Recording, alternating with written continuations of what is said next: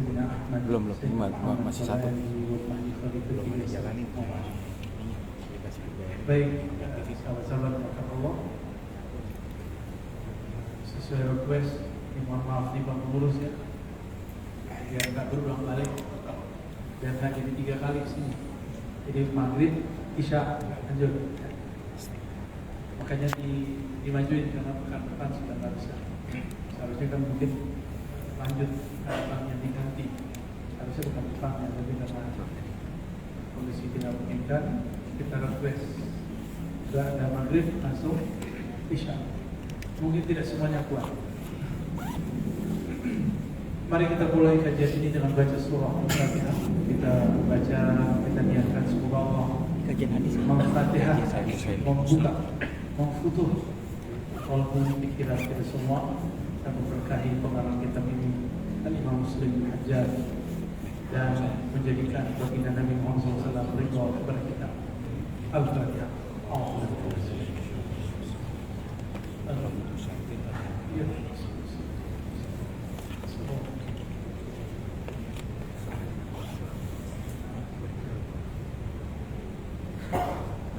Dia melihatnya ini artinya tebal, terus habis itu si volume ini kuat. Ada satu doa yang bagus dibaca, coba ikuti. Allahumma akhrijna min zulumatil wahmi. Ya Allah, keluarkan kami dari kegelapan waham, keraguan, kebimbangan, wal jahli, dan kebodohan. Ilal ma'rifati, kepada cahaya ma'rifat, wal ilmi, lakin amin rabbal alamin. Ini silakan dibaca. Itu bisa menerang kalau dibaca. Amin rabbal alamin. Sebelum kita masuk ke hadis pertama dari Sahih Muslim, jadi Sahih Muslim ini beliau menyebut kitabnya Al-Musnad As-Sahih atau Al-Jami' As-Sahih. Nanti ada istilah-istilah, nanti kita jelaskan istilah ini artinya apa. Ada kitab hadis macam-macam namanya. Nah, ini jenis kitab. Ya, coret-coretnya nanti silakan perhatikan.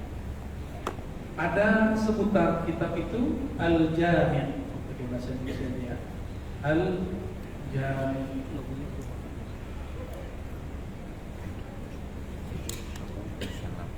Al-Jami'. Apa arti Al-Jami'? Kitab yang mengumpulkan hadis dimulai biasanya dari bab iman dan bab fikih. Bab fikih mulainya apa biasanya? Toharah biasanya dimulai dari bab toharah bersuci. Ini satu ya, ini jenis-jenis kitab hadis.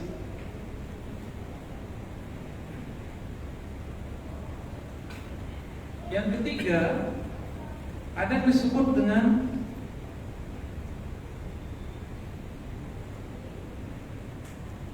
Al-Musnad. Contohnya Musnad Imam Ahmad bin Hanbal. Imam Ahmad itu guru dari Imam Muslim, guru dari Imam Bukhari, guru dari ahli-ahli hadis semua. Beliaulah yang menulis kitab Al-Musnad Ahmad bin Hanbal dan beliaulah pendiri mazhab Hanbali, Ahmad bin. Bagaimana isi kitabnya?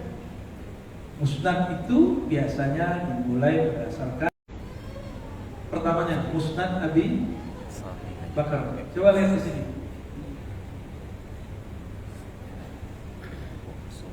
Saya ini ya.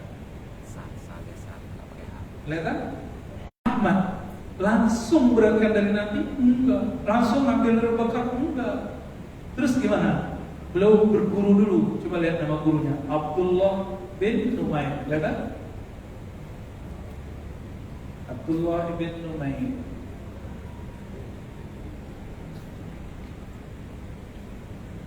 Abdullah bin berguru dulu dia ke Abdullah bin Numair. Abdullah bin Numair berguru kepada Ismail kepada Qais Qais cerita, qama Abu Bakrin. Abu Bakar berdiri. Fahamidallah, lalu dia bertahmid, memuji Allah. Ini khutbah di ceritanya. Summa lalu dia berkata, ya ayuhan nas, innakum taqra'una hadhihi al-ayah. Ya ayyuhallazina amanu 'alaikum anfusakum la yadurrukum man dhalla idza hadaitum. Wahai manusia, hendaklah kamu urus dirimu sendiri, sehingga ketika ada orang yang ingin merusakmu, maka dia la yadurrukum, ia tidak akan dapat merusakmu idza hadaitum, jika kamu dapat salam yakun. Kata beliau nih, innan nas irada'u al-munkar falam yughayyiruhu aw syaka ya'umuhum. Allah tabaraka taala biqal. Orang kalau melihat mungkar terus tidak rubah. Kemungkaran itu sekarang gak hanya maksiat, pemahaman yang menyesatkan itu mungkar, pemahaman yang ekstrim itu mungkar, pemahaman yang liberal itu mungkar, pemahaman yang menghujat sahabat Nabi itu mungkar, pemahaman yang menyalahkan, yang merusak hubungan ukhuwah sesama muslim itu mungkar. Kalau kita biarin gimana? Syaka, khawatir ayya'ummahullah biqabi, Allah akan ratakan. Maka kami dulu pasang badan dengan Habib dulu ya di sini. Udah bapak maju terus gimana caranya? Datang panggil kawan-kawan ya. Ternyata berjalan terus, dan itu Pak Bapak doakan anaknya lagi operasi, semoga Allah mudahkan. Amin. Kasihan diteror Pak, jadi berjuang di masjid ini juga lumayan sampai kita bisa. Ini kan jamaah murid-murid kita yang lama ini ngaji di rumah. Kita awal-awal ngaji di rumah di Ciputat, di pesantren. Terus saya hijrah karena tadinya mau hijrah ke Bogor, mau cari rumah transit. Kita beli rumah di Depok. Ternyata yang di sono Allah hasilnya mengatakan lepas, dia lepas. Coba jauh lah, dapat juga. Cuma karena parkiran tidak mungkin. Saya khawatir orang ngaji senang sama kita, tapi tetangga nggak senang sama saya. Karena menjaga hati tetangga, saya kemudian meskip pengajian di rumah. Ramai yang datang banyak. Jadi antum kalau mau ketemu pengajian ya di tempat pengajian atau di ribat ya, di ribat parkirannya banyak. Cuma berbayar ya. Kalau sini nggak berbayar ya. Di sini sesukanya ya. Barakallahu fikum. Ini alhamdulillah, dulu belum kepikiran kita mau buat pengajian di sini. Bersyukur kan? Bersyukur kan? Oleh dekat di sini. Amin jauh sini. Semua ada. Kalau kita mikir-mikir ada ego, jangan-jangan Adam itu ego.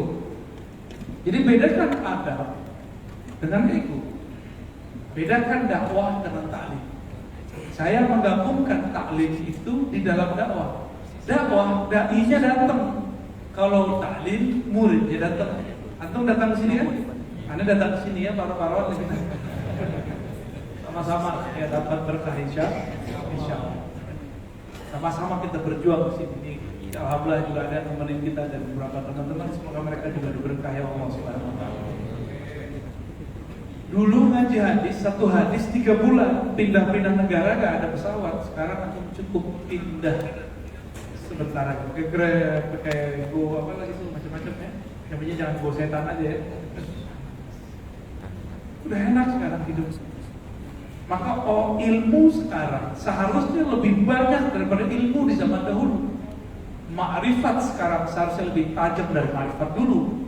Maka ulama sekarang seharusnya lebih dinamis, lebih kreatif dari ulama terdahulu. Karena semua dalil sekarang ada. Ini saya sebutkan ke antum. Nih, nggak perlu kan nyari ke Mekah. Nih langsung. Coba kita lihat ya. Ini Imam Ahmad dapat hadisnya dari siapa? Coba kita lihat. Imam Ahmad dari kota Baghdad, dia datang ke Kufah. Ini orang Kufah ini. Dia lahir tahun 115, wafat tahun 199, jadi 200 kurang 1. Namanya Abdullah bin Numair. Ini dia orangnya. Abdullah bin Numair. Imam Ahmad pindah kota dulu, jadi dari Baghdad ke Kufah itu ya mungkin dari Jakarta ke Bandung kali ya. Kalau kita buat ilustrasi, gimana? Mau cari satu hadis mengenai penjelasan ayat ini, itu seorang Ahmad bin Hanbal harus pindah kota. Antum pindah kota enggak? Enggak, terus kenapa enggak mau juga ngaji hadis? Maka yang datang, semoga kaki ini berkah ya Allah. Amin. Yang belum aware, semoga mereka ngaji lewat online yang jauh. Mau gimana lagi? Tempatnya jauh, beda pulau, rumahnya nggak di sini. Nah ini contoh. Jadi berdasarkan nama apa? Nama sahabat. Nah, ini namanya kitab Musnad. Oke.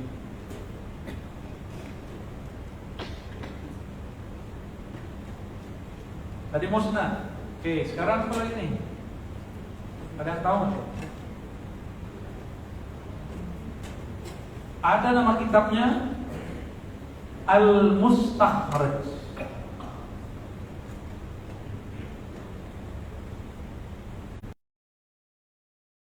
Kitab yang mentakhrij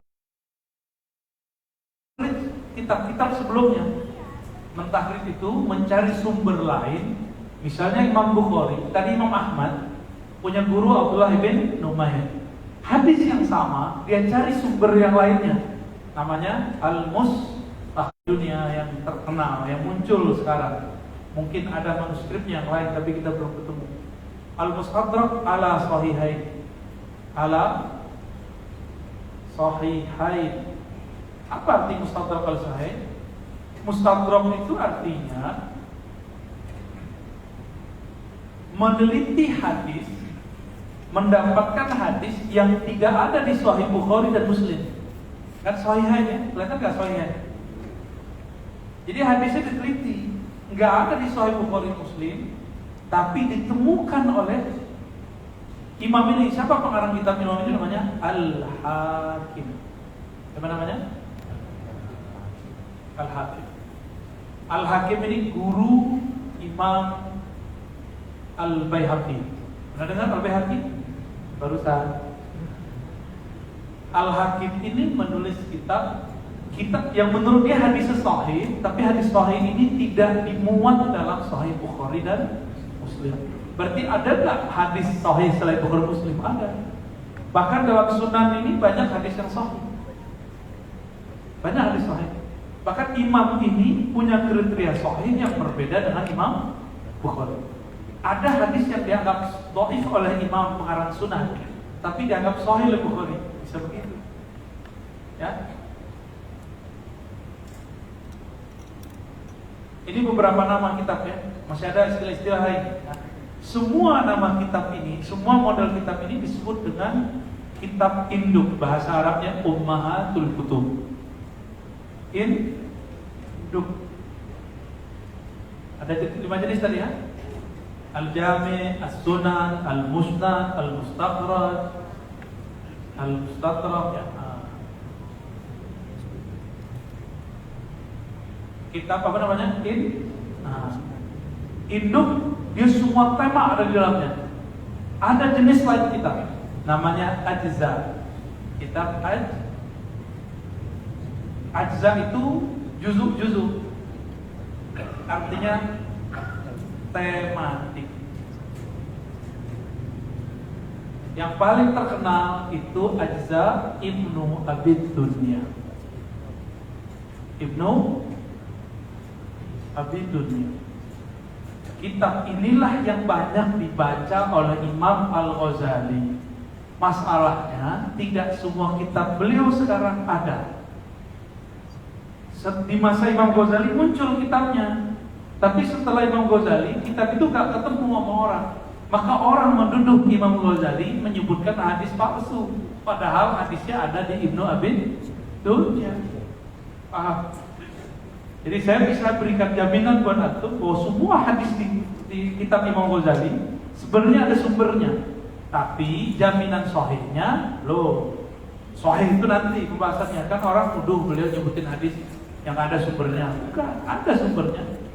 Cuma peneliti per zaman nggak ketemu. Kita sekarang ketemu. Ya. Ini baru kemarin sore, baru S1 coba.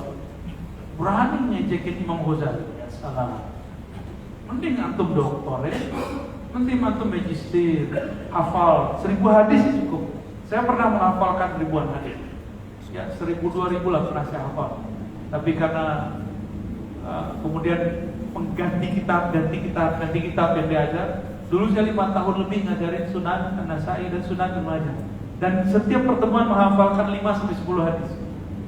Itu 5 tahun, hitung aja berapa hadis saya hafal dulu.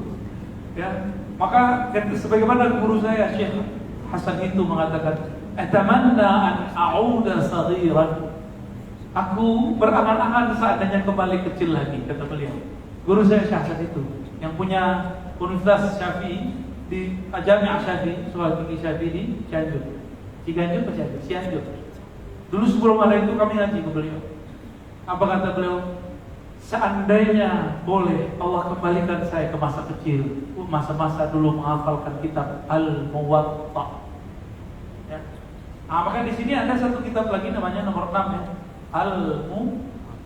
Al-Muwatta.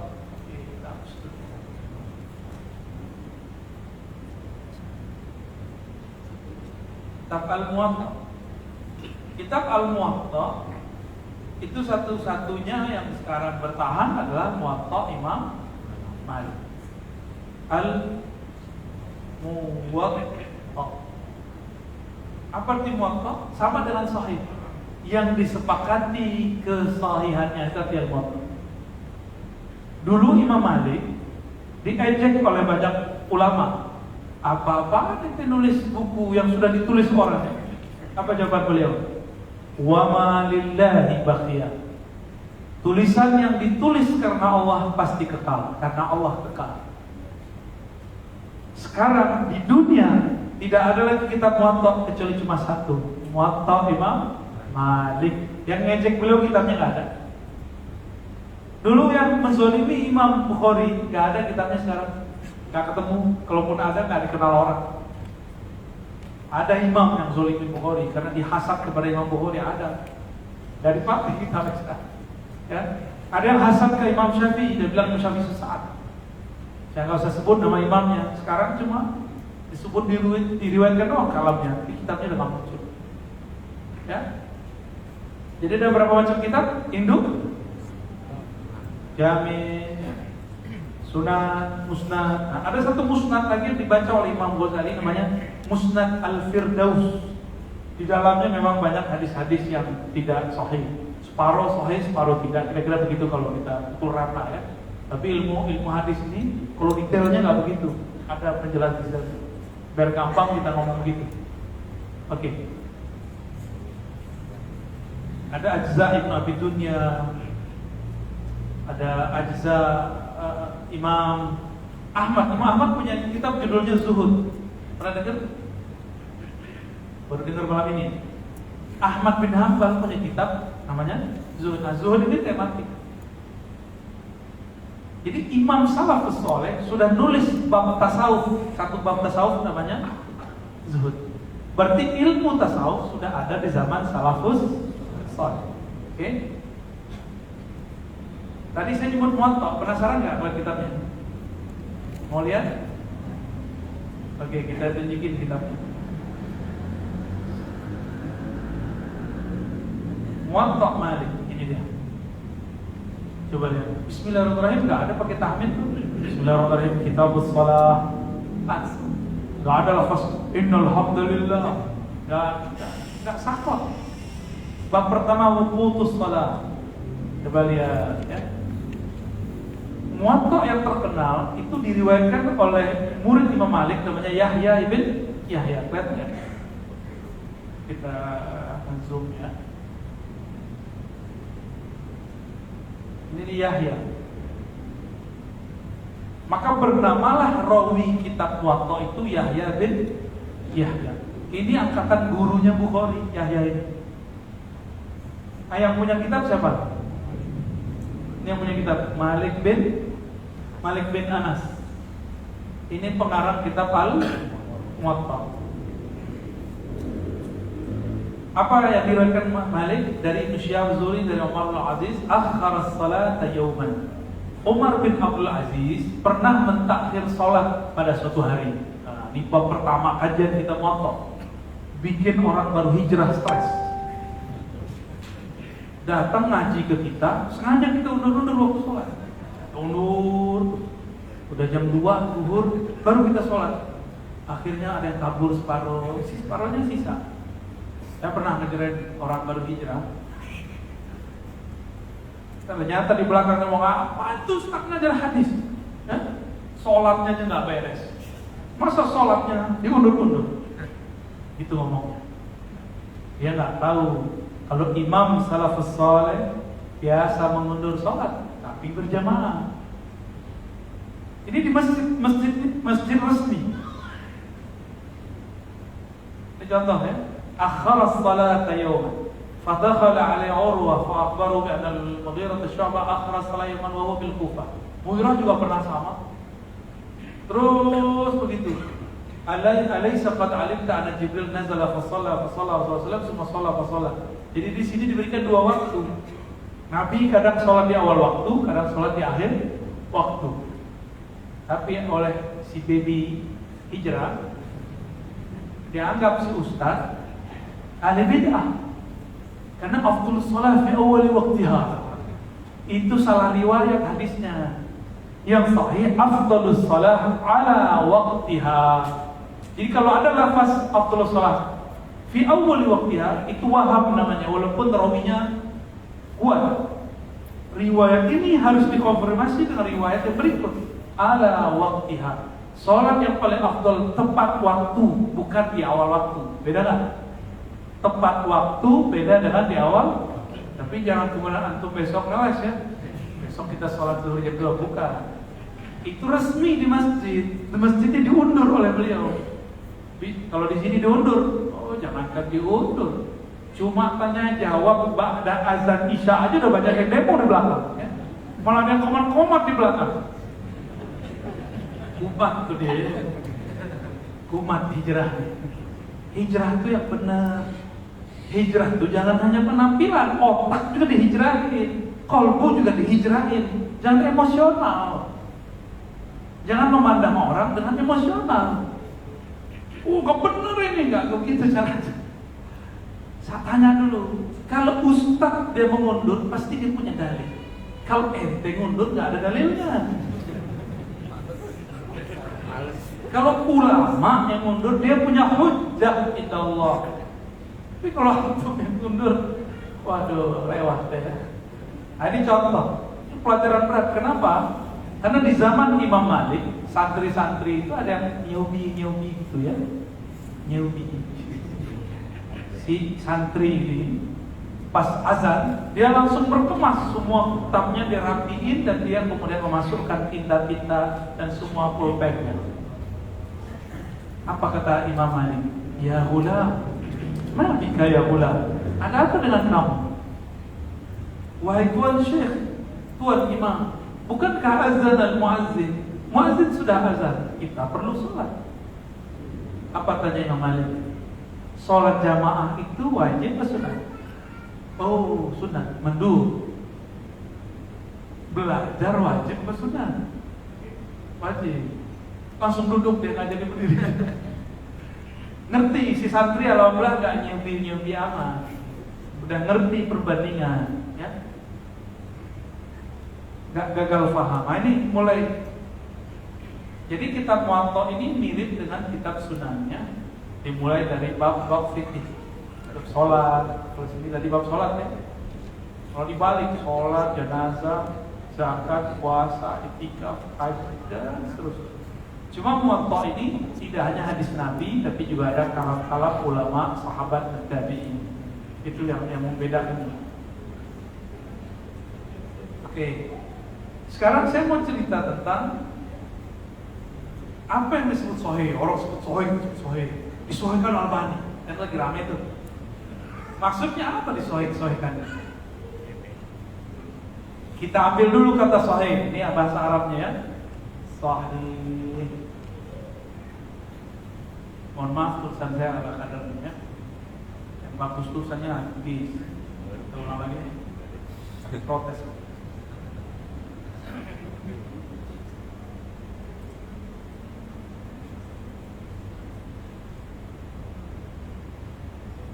Sahih.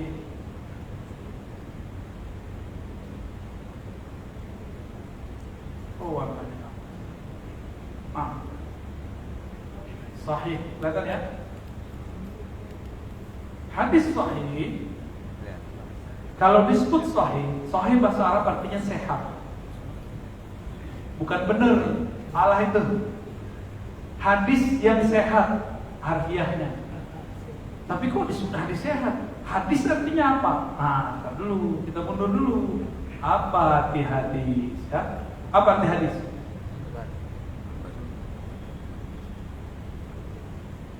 Hadis. Apa arti hadis? Baru. Berita. Itu artinya. Baru. Apa lagi? Berita. Kalau diingat-ingat, apa arti hadis? Oke. Sekarang pertanyaannya bukan apa beda hadis dengan sunnah? Ada nggak bedanya? Jawabannya tergantung ulamanya. Repot kan? Di kalangan ahli hukum yang disebut sunnah adalah hadis-hadis yang memuat perkara hukum syariat. Paham? Nabi SAW menikah dengan Zainab binti Jahsh, tiada wali, tiada saksi kecuali Allah. Boleh nggak kita pakai? Kalau boleh, izinkan saya menikahi putri Anda tanpa wali dan tanpa saksi. Boleh nggak? Nah, itu kata-kata orang sebenarnya. Karena ada di sono tuh di kampung namanya enak tuh ya. Tanpa wali, nggak pakai saksi. Enak nggak? Enak aja. Apa bedanya? Maka ada yang disebut sunnah.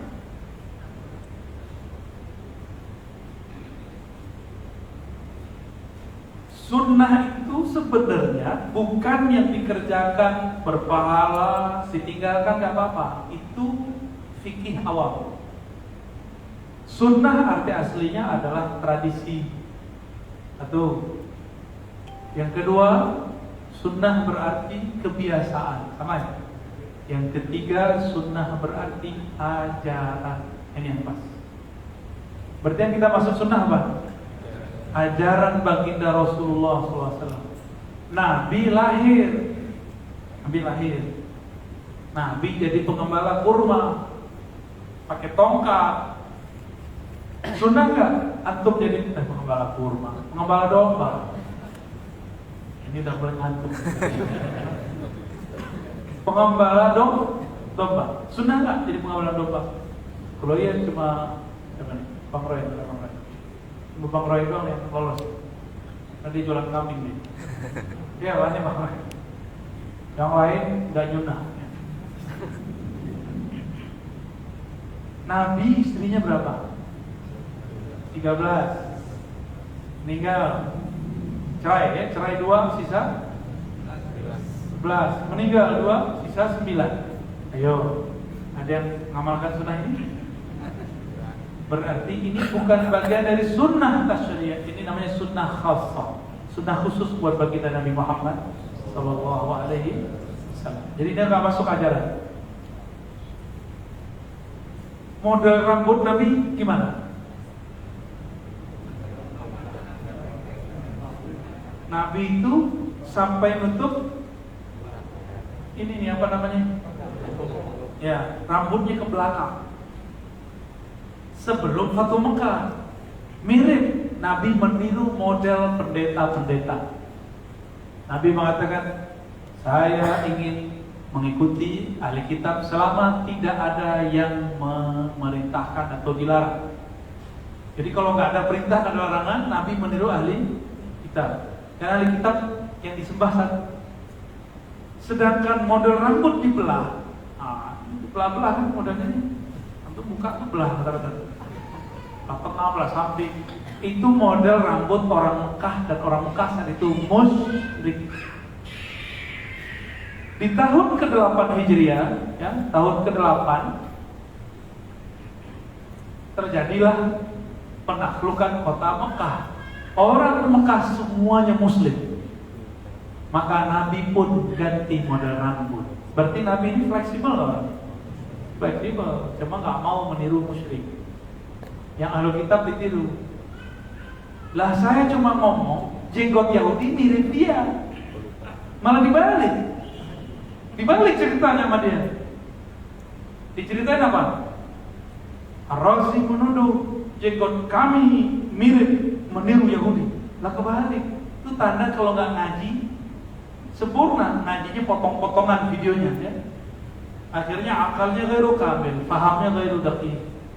Musyrik itu manjangin kumis, manjangin jenggot. Lalu Nabi katakan, potonglah kumis, wa'ful liha, biarkan jenggotmu. Di Fathu Mekah, orang musyrik itu dibiarin aja sama Nabi. Gak dibiarin. Dibagi 3. Ada sunnah yang disebut matbu'ah atau diikuti, atau bahasa Arabnya matbu'ah. Diikuti itu bisa wajib diikuti, bisa dianjurkan diikuti, bisa boleh diikuti, itu masuk. Nabi pakai serban, boleh nggak saya pakai serban? Boleh, boleh ya. Benar. Kalau ada orang pakai serban jangan disalahin ya, nggak apa-apa. Tapi sekarang orang Indonesia jarang pakai serban. Bapak pendiri bangsa kopiahnya hitam. Terus dulu ada Piagam Jakarta, ada Kiai Wahid Hashimi, kopiah hitam. Maka kemudian ulama kita memakai kopiah hitam. Ya.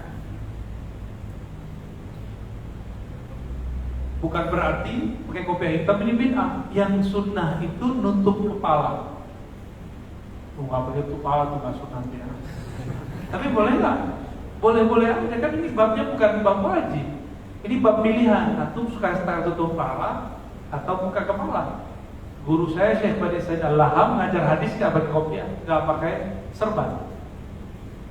Ada juga ahli hadis begitu ya. Kita di sini kalau ada ustaz ceramah nggak pakai kopiah, ini dokter apa dokter? Ya. Yang kedua, sunnah khas, sunnah khusus. Apa arti sunnah khusus? Nabi punya istri berapa tadi? 13. Nabi nikah tanpa wali, tanpa saksi, langsung Allah walinya, Allah wali dan saksinya. Ini khusus, kita nggak boleh pakai ya. Jangan coba-coba pakai. Tapi di akhir zaman, Nabi mengabarkan nanti di akhir zaman satu laki-laki banding 50. Maka satu laki-laki nanti bisa jadi istrinya 50. Nanti kalau sudah terjadi perang dunia ketiga, sabar dulu. Jadi mumpung bapaknya masih bisa cemburu aja dulu. Karena udah nggak bisa. Karena mau gimana mau cemburu? Ya, kasihan, nggak ada yang memperhatikan. Nanti karena laki-laki semuanya pada perang, terjadilah apa yang kita sebut gugur di badan juang. Ya, nggak tahu nanti antum masih hidup enggak kan? Nggak tahu, ada yang masih hidup enggak ngerti juga. Mumpung belum. Ya, ada sunnah yang ketiga, sunnah yang disebut tradisi atau adiyah bahasa Arabnya, atau urfiyah, sunnah tradisi. Nabi Arab apa Melayu? Arab apa Jawa? Arab. Sebelum Nabi pakai serban, orang Arab udah pakai serban belum? Udah. Berarti serban itu tradisi Arab. Sebelum Nabi lahir, orang Arab udah berjenggot belum? Sebelum Nabi Muhammad SAW lahir, orang Arab udah pakai sarung belum? Berarti sarung, jubah ini model Rasulullah, tradisi. Sekarang ikut sunnah tapi pakai celana, ikram lagi ya. Itu tradisi yang mana tuh? Coba antum cari satu riwayat saja, kalau ketemu saya kasih langsung tap-tap. Harganya lumayan. Dakwah Nabi, hadisnya sahih. Kalau hadisnya sahih, Nabi pakai celana. Saya langsung saya kasih cash. Habis itu yang ganti banyak. Kalau ketemu silakan ambil. Sekarang juga diambil boleh. Tunjukkan satu hadis. Enggak ada. Terus sunnah yang mana yang antum hidupkan ketika ikut sunnah cuma cingkrang tapi gak pakai sarung? Malah sombong dengan cingkrangnya. Malah sombong merasa diri paling benar. Justru itu tidak sunnah. Cingkrangnya sunnah, tapi merasa diri lebih benar itu gak sunnah. Berjenggot tapi merasa lebih suci, merasa lebih berhak jadi imam. Itu gak sunnah.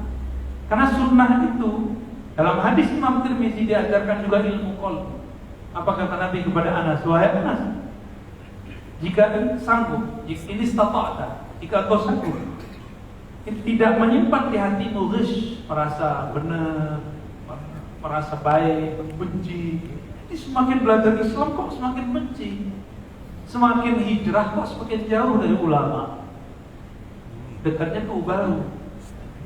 Ke ulama jauh, saudara nggak disapa lagi, ada orang nasihatin nggak mau dengar, orang beda paham dikit nggak mau bermajelis dengannya. Sunnah yang mana itu yang dihidup? Itu bukan sunnah Nabi begitu.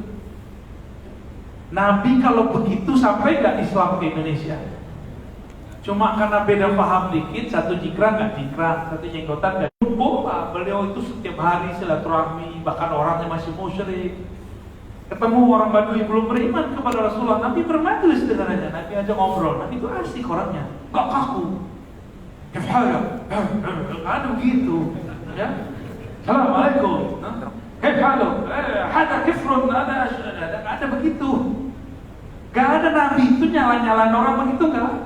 Kalau iya, 13 tahun juga beliau di Mekah. Ada nggak beliau menghancurkan, merusak satu berhala? Berhala akan diturunkan pada waktunya, jangan turunkan sebelum waktunya. Maka saya mengimbau teman-teman pejuang dakwah, pejuang syariah, kita tegakkan syariah pada waktunya. Jangan sekarang, antum terburu-buru nanti. Yang berhak itu cuma Al-Imam Al-Mahdi. Maka semua perjuangan sebelum itu pasti gagal, dipastikan gagal karena pakai nafsu. Dan apakah kurang pelajaran dari Sayyidina Umar? Sayyidina Umar marah-marah kan gak ada perubahan. Justru yang menang adalah yang sabar. Innallaha ma'as sabirin. Gak ada dalil yang menyebutkan Allah bersama orang-orang yang marah-marah, emosi, itu gak ada. Allah itu bersama orang yang sabar. Maka fi'ah qalilah, kelompok kecil nanti yang berjuang itu adalah kelompok paling sabar sedunia.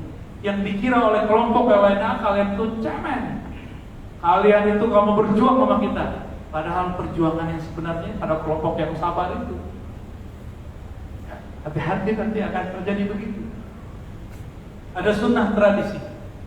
Nabi pakai onta, kita pakai tradisi kita mau pakai motor aja apa kan? Tidak ada masalah. Nabi SAW beliau punya tradisi kalau di masjid itu. Di masjid dulu ada sahabat-sahabat yang tidur di masjid. Itu tradisi sahabat. Nabi membiarkan. Lalu Nabi bahkan kadang-kadang ajak Aisyah nonton pagelaran di masjid. Jadi masjid itu pusat semua, pusat seni. Ada orang lagi pertunjukan seni, apa namanya, ar-raqs bil asa, tari pakai tombak. Itu Nabi nonton bersama Aisyah. Berarti masjid ini pusat budaya, pusat pendidikan dulu ya. Nah ini kan udah mulai kita nih ya. Di bawah ada pusat apa, di depan ada pusat ekonomi, samping ada pusat kesehatan. Tinggal pusat pendidikannya belum. Tapi ini sudah pendidikan yang informal. Tinggal nanti kita buat kajian-kajian yang lebih terstruktur. Semoga niat disampaikan. Amin. Saya mau tanya Pak, kalau ada persoalan agama di masjid, persoalan itu ditanyakan ke jamaah atau ke ulama? Beneran? Beneran? Ikutin selera jamaah atau selera ulama? Yang kenceng? Beneran? Ada persoalan nanti nih, yang ditanya jamaah atau ulama? Atau pengurus? Pengurus itu khadamnya masjid, tidak punya otoritas dalam bab agama. Jangan sombong dulu antum jadi pengurus terus bisa merubah sesuatu yang benar, ya? Atau tidak mau menunjukkan sesuatu yang benar. Siapapun pengurus masjidnya, nanti akan ada masalah sebelum Ramadan. Nanti ada masalah tuh. Sholat tarawih berapa rakaat? Kalau jamaah ditanya gimana? 11 per 20. Jamaah bilangnya apa? 11. Kalau kiainya takut sama jamaah, ya ikutin 11. Tapi kalau kiainya takut kepada Allah, pengurusnya takut kepada Allah, pasti dia nggak mau. Sampai hari ini saya mau tanya, di Mekah Madinah, kan katanya dikit-dikit untuk Mekah Madinah. Oh, ada di Mekah, ada di Madinah. Sekarang kita pakai Mekah Madinah. Di Mekah Madinah sholat tarawihnya berapa? 20 tambah 3 rakaat. Ada nggak 11? Ada nggak ulama dari dulu di Mekah Madinah 11 rakaat? Giliran kayak gitu, dalil bukan Mekah Madinah, itu kalam kami. Giliran kita begitu dia nggak mau ikut. Giliran begitu baru enggak, Mekah Madinah nggak jadi dalil. Selama ini kita nggak tamat Madinah jadi masalah ya. Teman-teman dimakan Allah, sunnah yang dimaksud adalah sunnah yang diikuti. Sunnah yang diikuti inilah yang disebut tasyri'.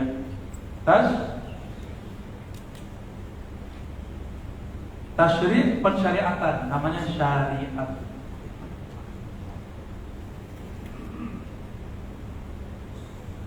Maka jika ada nabi berbuat bukan bagian dari syariat, itu tidak wajib diikuti. Contoh, Nabi datang ke para petani. Apa kata Nabi? Bagusnya teknik bertani begini. Ternyata gagal panen. Gimana? Lalu Nabi jawab apa? Antum a'lamu bi umri dahulu, dihafal banyak orang. Kalian lebih mengerti lah daripada kami. Emang Nabi salah? Maka dalam ilmu usul fikih ada teorinya. Nabi itu sengaja disetting Allah salah supaya benar. Benar gimana? Supaya orang ngerti bahwa Nabi itu ada sisi kerasulannya, ada sisi kenabiannya, ada sisi kearabiannya. Paham ya di situ? Nabi itu matanya tidur, kolbunya nggak tidur. Coba sudah nggak? Mata tidur, hati keluyuran. Gimana? Antum itu ya? Baik, ini pembagian sunnah. Sebenarnya guru saya membagi sampai 8 macam sunnah. Ada sunnah berdasarkan kondisi umur Nabi. Nabi ketika muda bagaimana, ketika tua, itu ada pembagiannya. Apakah bagian dari syariat atau tidak? Nabi periode Mekah, periode Madinah, nanti dibagi tuh, mana yang syariat, mana yang kondisi. Semuanya dibagi.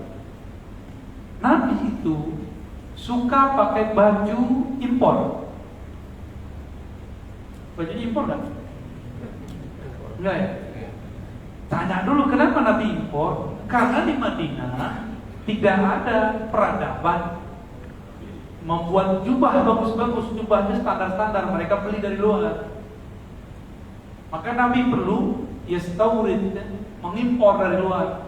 Bahkan Nabi sering dikasih hadiah. Jangankan Nabi, saya aja sering dapat hadiah. Ini yang saya pakai aja hadiah itu. Yang dalamnya beli, luarnya ini hadiah. Itu baru saya loh, bukan Nabi.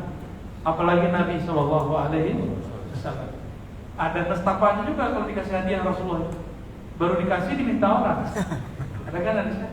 Baik. Kalau disebut sahih, apa arti hadis sahih? Nanti kalau paham sahih, baru paham apa itu hasan, apa itu dhaif. Jangan orang ngomong sahih, kita sahih bilang sahih. Disahihkan Albani. Nanti saya jelaskan apa maksud itu, benarkah itu, apakah di situ ada kesalahan atau gimana, nanti jelas. Sahih itu ada 5 perkaranya, 5 rukunnya. 1, mattasala sanaduh, bersambung. Apa yang bersambung?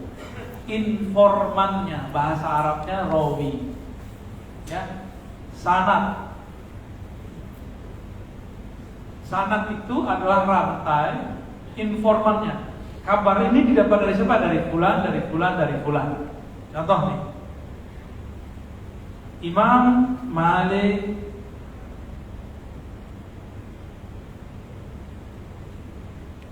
Malik berguru kepada Nafi'.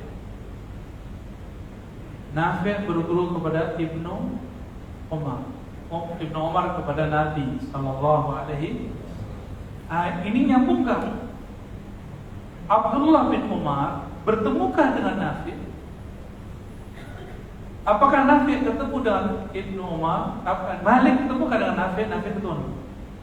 Penelitian ini hasilnya nanti poin pertama, bersambung sanad. Gitu.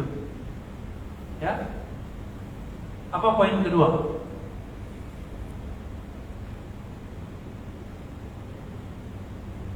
Satu hadis itu sahih, mattasala sanaduhu binaqlil adlil tabit. Si rawinya, informannya harus adil. Adil di sini artinya punya marwah, punya kehormatan, pantas, ya. Yang ketiga, dhabit atau thiqah, terpercaya.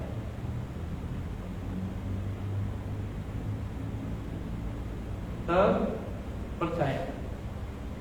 Ada orang bawa berita, siapa aja boleh cerita, siapa saja boleh baca hadis. Masalahnya terpercaya atau tidak? Itu maksudnya.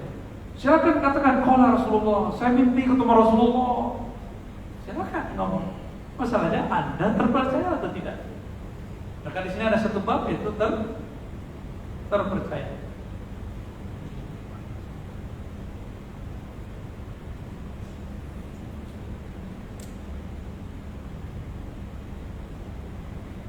Maaf, ini masih bagian dari adil ya.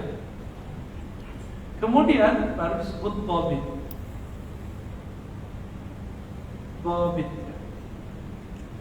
Susah terjemahin ini. Apa terjemahan dhabit sih, Ustaz? Kuat hafalannya. Dhabit itu hafal dan hafalannya bagus. Antum hafal kan? Wadduha, tapi salah. Apalkan amma yatasalun depannya doang. Ya kan? Ini hafal plus dhabit. Dhabit itu ada 2. Dhabit hafalan sama dhabit tulisan. Dia nulis kitab, tapi dia nggak ngeh apa yang dia tulis, nggak dhabit juga. Jadi ulama dulu itu nulis, tapi dia nggak sadar apa yang dia tulis. Dia lupa apa yang dia tulis, maka nggak masuk. Jadi ada 2 tuh pembagiannya. Gimana? Pusing nggak? Bisa ngikutin ya? Ada orang, dia terpercaya orang baik, terpercaya, adil, tapi hafalannya lemah. Ada nggak orang begitu? Orangnya baik, soleh, tapi dia nggak hafalannya nggak kuat. Bisa nggak jadi guru? Nggak bisa jadi guru. Antum aneh sebut nama kitabnya dulu lupa dari tadi kan? Moto karya siapa? Ahmad. Serius. Musnad karya siapa? Ahmad. Serius. Kitab Zuhud karya siapa? Ya. Kitab Musnad Al-Firdaus karya siapa? Nah, mulai deh. Terus adil dhabit, apa lagi? Yang keempat dan 5 ini satu paket. Tidak syaz. Sikoh itu masuk di adil, terpercaya. Jadi kalau ini sikoh adil, tidak syadz, ya, tidak ganjil dan cacat, tidak cacat. Ada orang sanadnya nyambung, orangnya terpercaya, hafalan kuat, tapi ganjil. Contohnya riwayat Aina Allah. Itu sanadnya oke, tapi lafaznya harus dibenerin. Maka harus dikompar dengan riwayat yang lain. Di mana Allah itu dikompar dengan riwayat yang lain baru benar. Jadi teksnya yang harus dibenerin. Ganjil nggak? Ada orang masuk Islam cuma ngomong aras itu tempat munajat kepada Allah Subhanahu wa Ta'ala. Rasulullah kalau mau ketemu Allah cukup di bumi, di mana aja. Kenapa perlu ke aras? Itu menunjukkan ketinggian maqam Nabi dalam bermunajat. Itu maknanya. Tidak cacat. Nah, tidak cacat itu berarti ada kesalahan yang tidak terlihat secara kasat mata, tapi dia cacat. Nah, nanti ada. Ini yang disebut sahih. Jadi berapa macam sahih? Ininya, syaratnya sanad bersambung, adil, dhabit, tidak ganjil, tidak cacat. Kalau kita pembahasannya cuma 3, jadi saya ini pembahasannya cuma sampai 3 ini. 1, 2, 3. Itu sudah disebut sahih sanad. Ya, jadi saya cuma bahasan seperti ini. Ya, ini sudah sahih, tapi sahih di bagian sanad. Sahih mutlak harus tidak ada ganjil, tidak ada cacat. Dan ini ilmu paling rumit dalam hadis. Saya pernah mengajarkan kitab mengenai cacat ini, namanya ilal. Yang pakar ilal ini Imam Bukhari. Bukhari gak meninggalkan kitab ilal, tapi dia punya murid namanya At-Tirmidzi. Maka saya mengajarkan kitab itu setelah disyarah oleh Imam Ibn Rajab Al-Hanbali. Kitabnya asik dibaca, tapi tidak akan sanggup dibaca kecuali orang yang sudah lama ngaji hadis. Alhamdulillah. Dulu khatamnya di Musa. Ini ada yang khatam dulu ngaji masih di Musa, ahli hadis juga. Tadi ada 5 ya. Kita tulis ulang di sini biar gampang. Saya tulis saja, sambung, adil atau terpercaya, dhabit, terus tidak illah, tidak cacat, terus tidak ganjil atau syadz. Ganjil. Coba perhatikan, kapan hadis ini disebut tidak sahih? Jika saja dhabitnya berkurang, hafalan dia kuat tapi kurang dikit, namanya hasan. Ya, paham di situ? Jadi ini yang paling penting di bagian hafalan. Ya, bagian hafalannya penting sekali. Dia hafal tapi salah-salah dikit gitu, maka disebut hasan. Apa arti hasan? Hadisnya bagus tapi tidak sampai valid. Di sahih itu bisa kita artikan valid.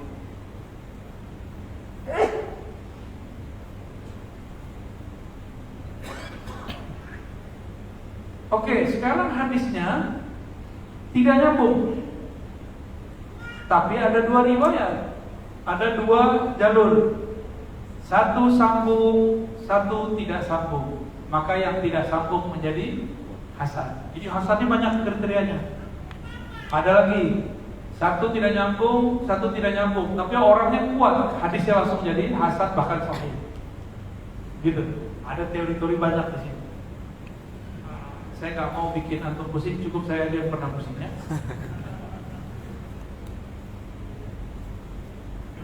Mau tahu contoh hadisnya? Kita langsung kasih contoh.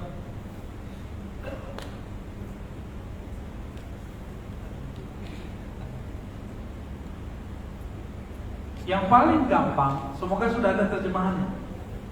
Sunan At-Tirmizi. Sunan At-Tirmizi hadis pertama, coba lihat.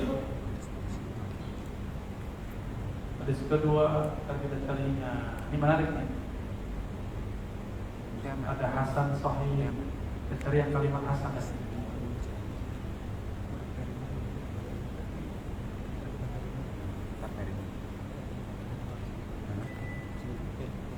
Yaudah ini aja deh. Ya. Kelihatan nggak?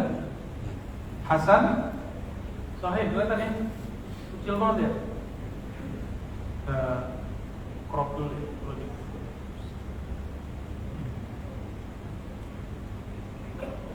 Kelihatan nggak? Paling bawah. Hasan Sahih. Kok bisa digabung? Jadi bagi beliau ini Hasan ya Sahih ya. Itu ada lagi itu ilmunya. Nah, cukup kita ambil ini dulu ya. Hasan. Hadis Hasan itu gimana ceritanya? Dari mana dia mengatakan ini hadis Hasan? Nah, nanti dari rawinya nih. Ahmad bin Abda, Ahmad bin Zaid, Abdul Aziz. Nanti ketahuan sih. Kita tutup ya. Nanti ketahuan.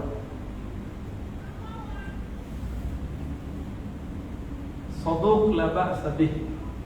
La ba'sa bih hujjah. Nah, karena rawi ini tidak sampai derajat hafiz yang kuat, dia cuma saduq. Dia tidak sampai derajat sahih mutlak. Ya. Ahmad ini imam besar, ini imam besar ya. Abdul Aziz thiqah. Tapi ada yang mengatakan dhaif. Nih, kecil-kecil saya tunjukin. Jadi ketika seseorang mengatakan hadis ini sahih, dhaif, sahih, dhaif, itu bukanlah kalam Nabi. Penilaian hadis ini sahih, hadis ini dhaif itu penelitian ulama, bukan dari Nabi. Jadi kalau ada syekh mengatakan disahihkan Albani, bisa salah nggak Albani? Bisa. Didhaifkan Razi, bisa salah nggak Razi? Bisa. Itu siapa? Bilang setara Albani. Gak ada kita bilang setara Albani. Siapa juga mau disetarain sama dia? Gak mau.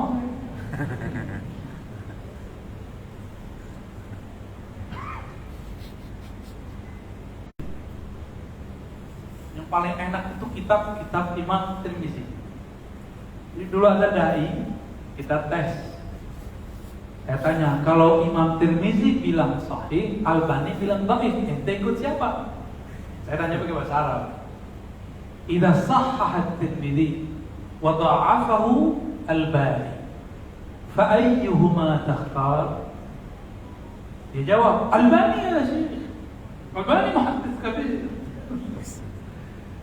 Dia jawab, Albani dong, Albani kan imam besar. Oh gitu ya. Ente tahu nggak siapa Tirmidzi? Saya tanya. Ente ustaz kan? Tahu nggak siapa Tirmidzi? Bos orangnya keren. Itu bukan satu dua ustaz, saya tanya. Banyak ustaz? Enggak lah, ustaz nggak tahu siapa Imam Tirmidzi. Dia lebih kenal Albani daripada Imam Tirmidzi. Pantas diprank sama Albani.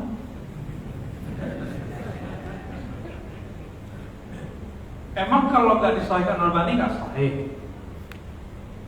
Kalau Imam Tirmizi mensahihkan, didhaifkan Albani, antum ikut siapa? Beneran? Kenapa? Yang salaf siapa? Imam Tirmizi. Yang murid Bukhari siapa? Tirmizi. Yang mengerti ilmu ilal, ilmu catat hadis siapa? Tirmizi. Cuma orang udah silau oleh Sahih Albani, dhaif Albani. Saya tidak ada urusan dengan Syekh Albani dan saya tidak pernah mencaci maki dia. Saya cuma ingin kasih tahu kepada antum bahwa sahih tidak sahih itu ijtihad ulama.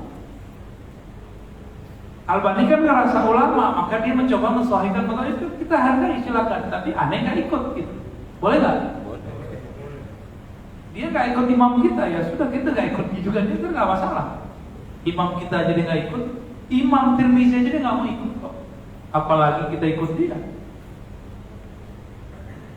Coba lihat, atau melihat di sini ada nama Malik bin kata itu dituduh Syiah itu. Tapi riwayatnya nggak tahu kalau jadi dhaif. Ada rawi dituduh Syiah di dalam teks. Karena dulu Syiah itu terbagi dua. Ada Syiah pencaci sahabat, ada Syiah yang memuliakan Ali melebihi Abu Bakar. Orang ini memuliakan Ali melebihi Abu Bakar. Syiahnya Syiah positif, bukan negatif. Paham? Sekarang muncul, dia nggak Syiah, dia Ahlussunnah, tapi ngejek Abu Hurairah. Yang lebih parah, ya, dipertanyakan Ahlussunnah. Apa kata beliau? Hasanun gharib. Gharib berarti satu rawi atau satu jalur. Hasan Malik bin Ismail ini tidak sampai dhabit dia. Ya, tidak sampai dhabit. Nah, kira-kira begitu. Gimana? Kuat nggak kira-kira mau jadi peneliti hadis? Saya teliti ini Muhammad bin Ismail ini Imam Bukhari bukan? Kan namanya Bukhari Muhammad bin Ismail juga. Itu harus diteliti tuh. Malik bin Ismail, ketemu nggak nih orang berdua nih? Israel, wah Israel Yahudi dong. Namanya bukan Israel, emang namanya Israel. Ketemu nggak nih orang? Padahal ini Imamul Muhadditsin, Hafiz Kabir, namanya Israel. Jadi antum tuh boleh namanya Israel, tuh loh. Ini bukan nyebutin nomor. Coba lihat, ini nomor siapa yang nulis? Imam Tirmizi atau penerbit? Penerbit ini yang nerbitin aplikasi ini. Jadi nomor bukan. Ini bisa ngerti nggak nih artinya? Kan bawahnya Hasan, Gharib. Jangankan itu Pak, hadasan aja nggak ngerti artinya. Ini sebagai contoh ya. Ya, di Twitter misalnya. Fadl Twitter inam.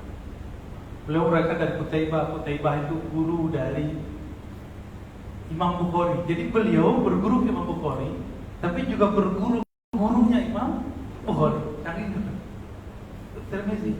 Tapi si kawan kita ngomong apa? Kalau Sahih Albani, Sahih Dhaif Tirmizi, yang dipakai Al-Albani ya salah. Gak ngerti dia peta.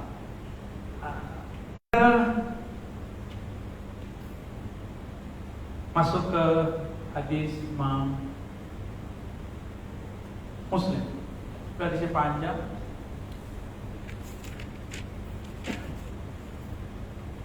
Yang disebut Sahih Imam Muslim ini hadisnya Kitabul Iman, mulai dari bab Iman.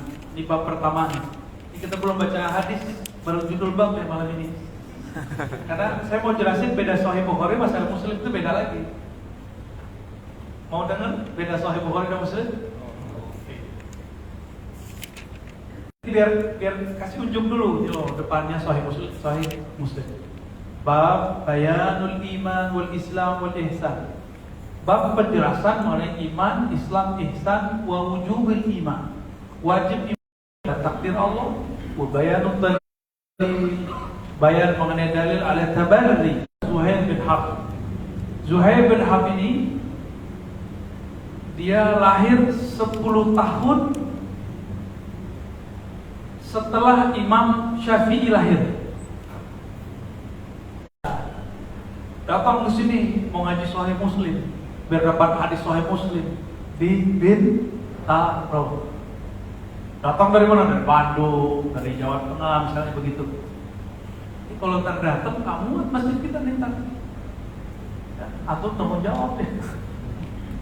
Kalau ya ayah namanya. Baik.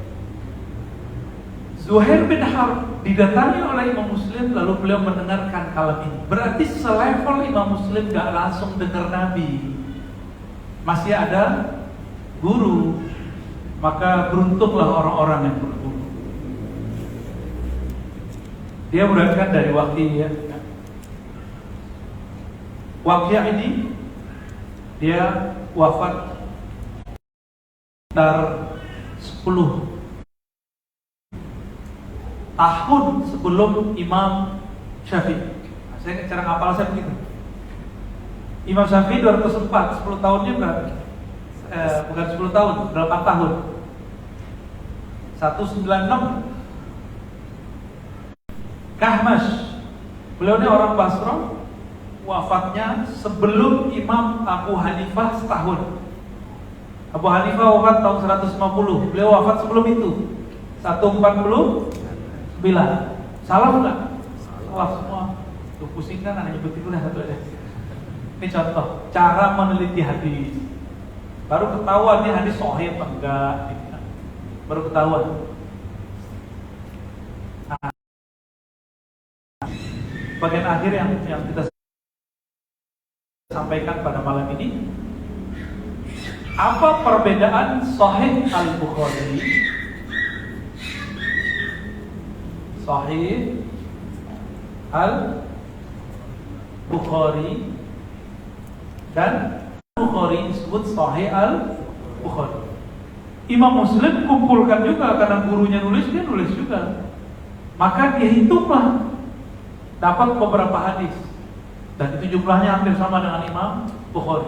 Bedanya Sahih Muslim lebih rapi daripada Sahih Bukhari, tapi Sahih Bukhari lebih kuat daripada Sahih Muslim. Kenapa?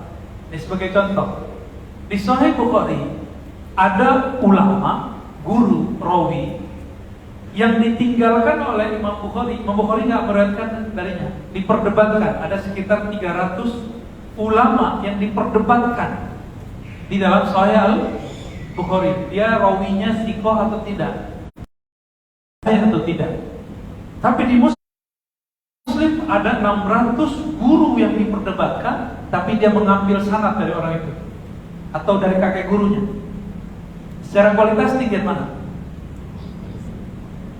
Bukhari cuma 300 yang diperdebatkan. Kalau Muslim 600 bisa dikunjungi. Maka cukup hadisnya disebut sahih. Maka secara sahih, Sahih Bukhari aqwa min Sahih Muslim, lebih kuat daripada Sahih Muslim. Lakin Sahih Muslim ahsanu tartiban, tartibnya lebih bagus, lebih rapi daripada Sahih Bukhari. Ini bagian akhir yang mau saya sampaikan tentang bentuk Sahih Bukhari ya. Antum pasti kaget, Imam Bukhari ngaji pertama kali dia sebutkan hadisnya bukan dari YouTube, dalam buku. Enggak, coba lihat hadisnya. Hadis pertama beliau ada nomornya ya? Ini oleh-oleh pada malam ini. Sebelumnya saya sering menyebut nama imam ini, sekarang untuk lihat wujud orangnya ya. Bukan orangnya, nama. Hadis pertama, kelihatan? Qala haddatsana al-Humaydi, menyampaikan, memberitakan kepada kami Imam Al-Humaydi yang bernama Abdullah bin Zubair. Wafatnya setelah tahun 20, di 220-an. Beliau orang mana? Makkah. Imam Bukhari orang mana? Pengarang kitab ini Bukhara. Bukhara ke Mekah berapa lama? 2 jam pakai Grab. Ya. Berapa lama? Lama sekali. Pakai onta. Kan cari GPS ya. Biar antum paham bagaimana susahnya mereka dulu cari hadis. Sekarang aneh anterin doang, masa nggak mau ambil? Gitu, ya. Dia dapat hadis apa? Hadis yang kita udah sering dengar, coba lihat hadisnya. Innamal a'malu binniyat. Hadis ini udah muter kemana-mana, muter ke Sufyan. Sufyan ini pernah tinggal di Mekah. Terus Yahya bin Sa'id pernah tinggal di Mekah. Di Mekah juga. Umar tinggal di Madinah tapi asalnya Mekah. Maka hadis ini disebut guru Bukhari dengan sanad Makkiyin. Guru yang berasal dari Makkah. Makkah. Orang ngomong gitu, ngapain pakai ngaji kitab hadis? Saya pakai aplikasi bisa baca hadis. Beda, antum ngaji ke guru, baca satu persatu dengan apa? Baca, ya beda. Nanti tolong Pak pengurus sediakan satu kursi lagi di sini untuk muqri pembaca. Nanti saya bawa mahasiswa saya dari Rimbang. Karena tradisinya dulu membaca. Terserah dia mau duduk di atas atau di bawah, nanti urusan dia ya. Tapi nanti antum akan mengikuti model atau nanti ada beberapa orang di sini. Jadi mereka membaca di depan guru. Ini salah satu tradisi yang dulu dipakai oleh Imam Bukhari ketika beliau belajar. Namanya qiraah al-syekh, membaca di hadapan guru. Kadang-kadang gurunya yang membaca. Namanya as-sama' al-syekh, as-sama' al-syekh. Bahasa kita menyimak. Jadi sama menyimak itu bukan dari bahasa Indonesia, itu dari bahasa Arab. Berarti sistem pendidikan kita banyak diadopsi dari kajian ahli hadis. Ini. Bayangkan cuma hadis innamal a'malu binniyat. Harus nyari ke Makkah. Dan beliau ketemu dengan Humaydi. Beliau gak bilang langsung saja kepada Allah dan Rasulnya. Ya, Imam Humaydi ini punya kitab judulnya Musnad. Apa judulnya? Jadi udah dua imam nih punya kitab judulnya Musnad. Al-Musnad sudah dicetak sekarang, sudah ada. Kitab Musnad Al-Imam Al-Humaydi. Beliau tinggal di Mekah, ternyata usud punya usud. Disinilah hubungan Imam Bukhari dengan Syafi'i. Imam Bukhari berguru ke Humaydi. Dia dengar Humaydi ini adalah murid yang dulu khidmah kepada Imam Syafi'i. Kemanapun dulu Humaydi ini, kemanapun dulu Imam Syafi'i, pasti Humaydi ikut. Imam Sufyan itu gurunya Syafi'i. Tapi ketika dulu ngaji, yang bawain tasnya Imam Syafi'i siapa? Humaydi, santri dia dulu, khodamnya Imam Syafi'i. Ketika dia dapat hadis dari gurunya Sufyan, Imam Humaydi juga dapat hadis dari Sufyan. Gak perlu sebutkan nama Imam Syafi'i. Jadi kalau ahli hadis sudah tahu haddatsana al-Humaydi, udah kebayang masuk Imam Syafi'i. Karena dia jadi orang karena Imam Syafi'i. Dia dapat sanad, dapat ilmu karena dibawa-bawa sama Imam Syafi'i. Paham di situ? Jadi selevel Bukhari, gak. Dia masih mencari murid Syafi'i. Sekarang muncul bocah tengik, ya. Apa kata dia? Gak usah ikut Imam Syafi'i, langsung saja kepada Rasulullah Sallallahu Alaihi Wasallam. Saya tanya, gimana? Humaydi punya guru Asy-Syafi'i. Iya. Gimana nih? Imam Bukhari nggak langsung ke Nabi. Kalau langsung ke Nabi itu namanya hadisnya munqati', bahkan mu'allaq, ngantung. Jadi orang-orang sekarang yang ngomong langsung saja kepada Allah dan Rasulnya, dia sedang menggantung dan memutus ilmunya. Maka ajaran itu dapat dipastikan menyimpang dari ajaran Allah dan Rasul. Paham? Ya, itu target saya malam ini. Biar antum paham, saya juga paham mengenai pentingnya berguru bersama. Imam-imam yang selama ini di frame mereka tidak usah diikuti, ternyata adalah imam itu punya murid. Muridnya adalah guru dari pengarang kitab-kitab hadis yang mereka sanjung-sanjung. Ya, gimana tuh? Jadi kalau masih ngomong langsung kepada Allah dan Rasulnya itu gimana? Itu namanya bunuh diri. Jangan coba-coba ngomong begitu lagi ya.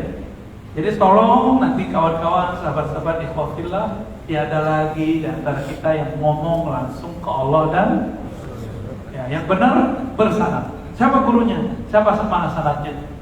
Gitu ya. Lalu sepenting apakah kita mengatakan HR Bukhari itu untuk kepentingan ilmiah? Yang penting itu tahu dalilnya, tahu dari mana diambil, tahu bagaimana cara memahaminya. Maka untuk membaca Sahih Bukhari harus seperti Imam Bukhari dulu belajar ke gurunya. Kita nggak perlu lagi datang jauh-jauh, tapi cukup sekarang kita mempelajari dari ahlinya, pemegang sanadnya.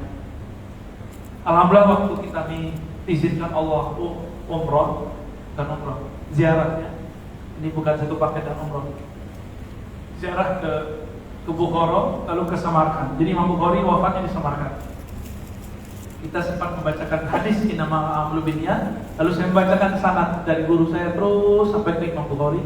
Di situ ada 2 jalur, saya nomor 21 atau 23, ada 2 jalur. Bahkan ada jalur yang belasan, tapi itu jalurnya agak diragukan, saya nggak mau kayaknya. Ya? Jadi kalau saya nomor 21 atau nomor 22. Jadi nanti kalau kita nih antum nggak diterima sama guru fikihnya, kan nggak berfikih kan? Ya, fikihnya nggak jelas langsung kepada Allah dan Rasulnya. Ya, akidah, sifat 20 kayaknya masalah ya, saya melewat lagi. Tenang, antum masih punya satu sanad lagi. Sanad Sahih Bukhari dan Muslim. Nomor berapa? 22. Cari gurunya, kenalan. Nanti Allah yang akan bantu pertemukan kita nanti insya pihak Nabi sallallahu alaihi wasallam. Ya Allah, berkah syafaat dari Nabi, berkah kemuliaan imam-imam ahli hadis, ahli sunnah wal jamaah. Kami ini ya Allah, sanad kami tidak kuat, ilmu kami tidak banyak, pemahaman kami tidak dalam, hafalan kami pun tidak dhabit, hafalan kami tidaklah mantap, hafalan kami tidaklah bagus, pemahaman kami pun tidaklah sampai. Tapi berkahan syafaat Nabi-Mu, kemuliaan para imam-imam kami ya Allah, maka ikut sertakan kami dalam zumratil muhadditsin, ikutkan kami dalam barisan ahli hadis, para pencari hadis, para penikmat kalam-kalam kekasih-Mu. Harapan kami Allah, jika kami Engkau masukkan kepada barisan mereka, kami berada di belakang baginda Rasulullah sallallahu alaihi wasallam. Ya Allah, ampuni dosa kami. Adab kami tidak bagus ya Allah. Adab kami mengaji, belajar hadis pun tidak bagus, tidak sempurna ya Allah. Hanya Engkau yang sempurna. Sempurnakan kami dengan kesempurnaan. Indahkan akhlak kami dengan keindahan nama-Mu. Sempurnakan kekurangan kami dengan kemaha sempurnaan. Rabbana atina fid dunya hasanah wa fil akhirati hasanah wa qina adzabannar. Wa sallallahu ala nabiyyina Muhammad. Terus ada jawab ya? Ada jawab?